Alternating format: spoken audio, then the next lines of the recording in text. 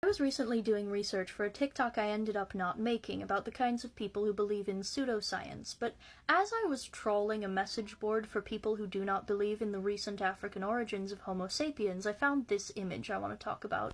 Someone had posted these two headshots in an attempt to prove that sub-Saharan Africans couldn't possibly be closely related to the rest of humanity because they're just too different.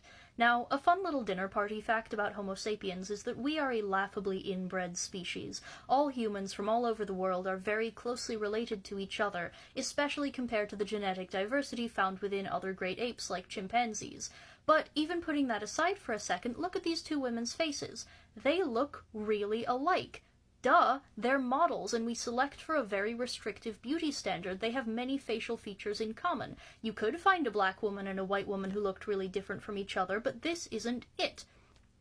Except, this guy was seeing the world through racism goggles, and to him, they do look shockingly, strikingly different. And I think this is a really good example of how someone's bias can affect not just what science they choose to accept and choose to reject, but literally how they perceive the world with their senses. Just an interesting thing to be aware of.